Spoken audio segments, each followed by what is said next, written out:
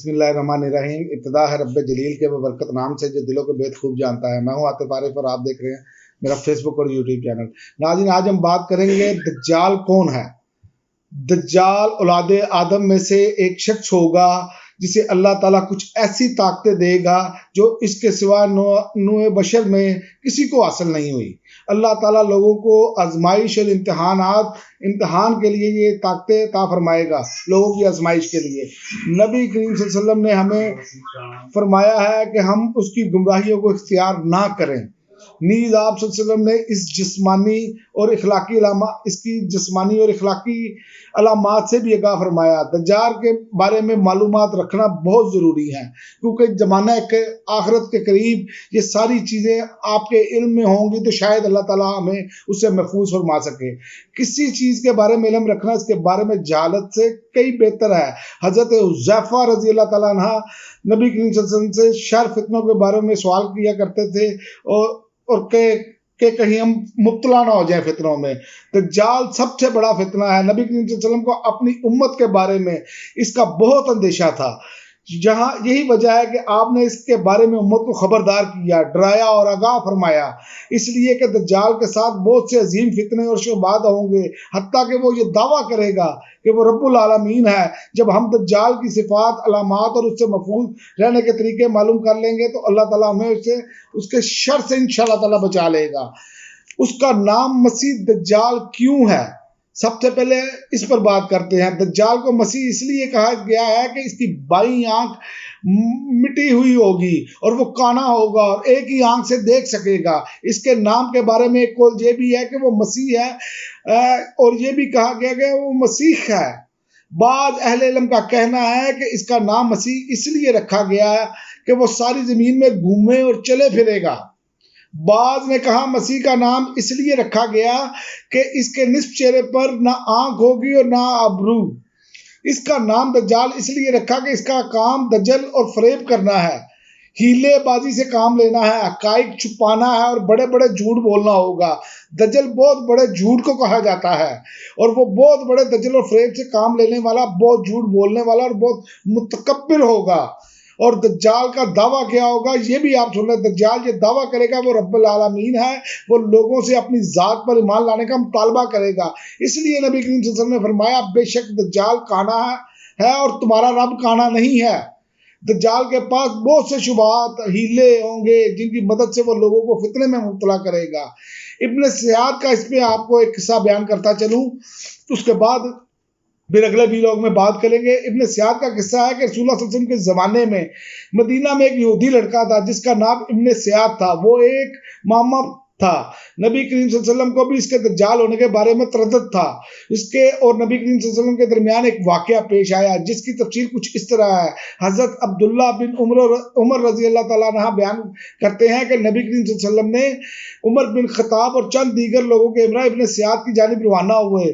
انہوں نے بنو مغالہ کے ایک قلعے کے پاس لڑکوں کو ساتھ کھیلتے ہوئے پایا۔ اس وقت ابن سیاد قریب البلوغ تھا اور اسے نبی کریم صلی اللہ علیہ وسلم کی آمد کا اس وقت پتہ چلا جب آپ صلی اللہ علیہ وسلم نے اپنا ہاتھ اس کی پشت پر مارا، اور اس کے بعد ابن سیاد اور رسول اللہ صلی اللہ علیہ وسلم کے درمیان اس طرح کا مکالمہ ہوا۔ رسول اللہ صلی اللہ علیہ وسلم نے فرمایا کیا تو گواہی دیتا ہے کہ میں اللہ کا رسول ہوں؟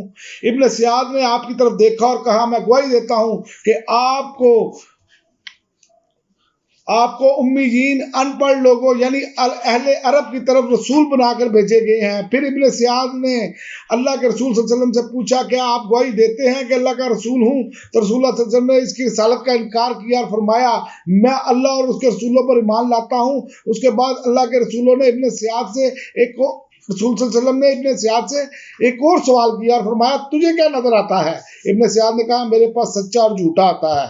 رسول اللہ صلی اللہ علیہ وسلم نے فرمایا پھر تو معاملہ تجھ پر غلط ملت ہو گیا ہے۔ پھر آپ صلی اللہ علیہ وسلم نے فرمایا میں تجھ سے پوچھنے کے لیے دل میں ایک چیز چھپا رکھی ہے۔ ابن سیاد نے دخان کہنے کی کوشش کی لیکن یہ لفظ ادا کرنے کی توفیق نہ ملی، اس لیے اس نے دخان کی بجائے دخ دخ کہہ دیا۔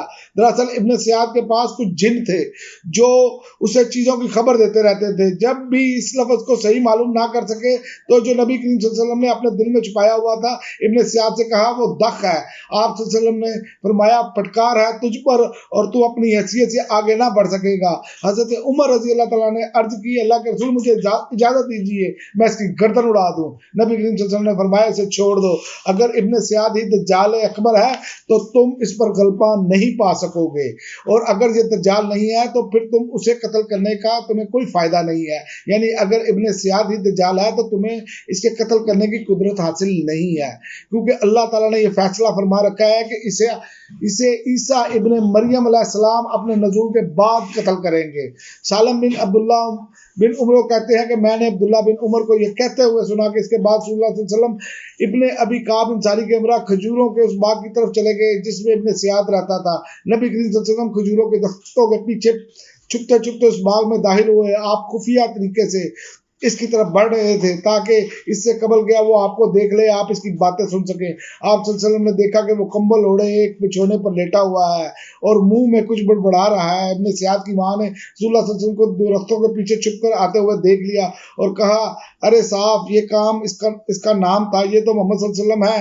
ये सुनते ही इब्ने सियाद उठ बैठा और रसूलुल्लाह सल्लल्लाहु अलैहि वसल्लम ने फरमाया, अगर ये मुदाखलत ना करती तो आज इब्ने सियाद की असल हकीकत वाज़िह हो जाती, ये दज्जाल है या नहीं। इस हवाले से मुख्तलिफ रवायात हैं। इसमें एक मरतबा रसूलुल्लाह सल्लल्लाहु अलैहि वसल्लम ने अबू बकर और हज़रत उमर रज़ी अल्लाह तआला अन्हु के हमरा मदीना के किसी रास्ते पर थे तो उनकी इब्ने सियाद से मुलाकात हुई। नबी करीम सल्लल्लाहु अलैहि वसल्लम ने वही बयान फरमाया, क्या तू गवाही देता है मैं अल्लाह का रसूल हूँ। इब्ने सियाद ने कहा, क्या आप गवाही देते हैं मैं अल्लाह का रसूल हूँ। रसूलुल्लाह सल्लल्लाहु अलैहि वसल्लम ने फरमाया, मैं अल्लाह पर, उसके फरिश्तों पर और उसकी किताबों पर ईमान लाता हूँ। और फिर आप ने पूछा तुझे क्या नजर आता है। इब्ने सियाद, मुझे पानी पर एक तख्त नजर आता है। रसूलुल्लाह सल्लल्लाहु अलैहि वसल्लम, तुझे समंदर पर तख्ते इब्लीस नजर आता है और तू क्या और क्या देखता है। इब्ने सियाद, मुझे दो सच्चे और एक झूठा और दो झूठे और एक सच्चा नजर आता है। रसूलुल्लाह सल्लल्लाहु अलैहि वसल्लम ने शैतान के इसके पास आने की वजह से इस मामला पर गलत मत हो गया, इसे छोड़ दो। यानी कि ये इब्ने सियाद का मामला है जिसे दज्जाल समझा जा रहा था। अगले वीलॉग में हम बात करेंगे मजीद आगे।